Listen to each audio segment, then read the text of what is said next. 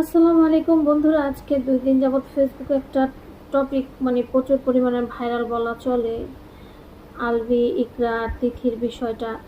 আমি এতটুকু বলতে চাই যে একটা মানুষ কতটা খারাপ বা কতটা জঘন্য হলে মানে তাকে তো অবহেলা করছে, সে জীবিত থাকতে তাকে যা অবহেলা করার করছে, এখন সে মারা গেছে, তার লাশটা পর্যন্ত একটু দেখতে আসলো না। তা মানে একটা মানুষকে সে 14টা বছর সংসার করছে, সংসার করার পরে এই 2 দিনের একজনকে নিয়ে, আমি এক কথায় বাংলা ভাষায় বলবো, হয়তো বা অনেকের কাছে শুনতে খারাপ লাগতে পারে, 2 দিনের বৈরাগী নিয়ে সে এখন তার 14 বছরের যে সাথী ছিল, সুখে দুঃখের সাথী, তাকে সে এতটা তুচ্ছ তাচ্ছিন্ন করে দিয়েছে।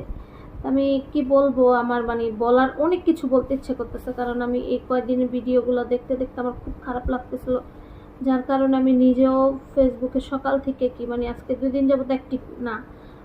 আমার বিষয়টা খুব কষ্ট লাগছে, আমার প্রতিনিয়ত আমি রাত্রে ঘুমাইতে পারি না। আমার কাছে মনে হইতেছে যে আমারই এরকম, কারণ আমি ওই তিথি, আলভি আর ইকরা এগুলো নিয়ে প্রচুর পরিমাণে ভাবতেছিলাম, ওদের নিউজ আমি সব জায়গায় খুঁজে খুঁজে দেখতেছিলাম যে কাহিনীটা কী নিয়ে।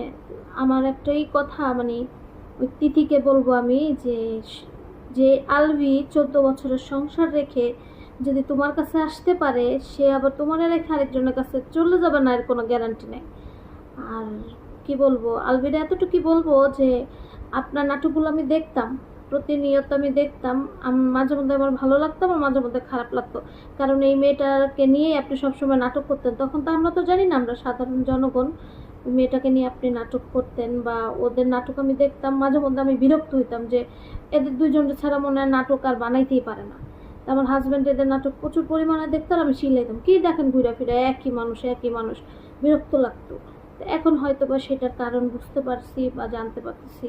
যাই হোক, সবশেষে এতটুকুই বলবো যে মানুষটা এতটাই অবহেলিত ছিল যে, বা তার কাছে এতটাই খারাপ যে দুনিয়া ছেড়ে তার জন্য, সে দুনিয়া ছেড়ে চলে গেছে, সে একটু পারলো না তার লাশটা এসে দেখতে বা তার কবরে এক মুঠো মাটি দিতে। দেয় নাই, ভালো হয়েছে। তোদের মতন মানে খারাপ মানুষের মাটি কবরে না হলেই ভালো। হয়তো বা তার কবরে আরও বেশি সে চিৎকার পেরে কান্নাকাটি করতো যে এমন একটা বাজে মানুষ যার জন্য সে লাইফের 14টা বছর শেষ করে ফেলছে, সেই মানুষটা তার কবরে মাটি দিতে আসছে, ভালো হয়েছে মাটি দিতে যায় না, কারণ এরকম শয়তান প্রকৃতির মানুষ না দেওয়াই ভালো। আর ওসব স্বামীদের বলবো যারা বউদের এরকমভাবে অবহেলিত করেন, আল্লাহ আপনাদের শাস্তি দিবে, অবশ্যই দিবে, একদিন সেই শাস্তি ভোগ করবেনই।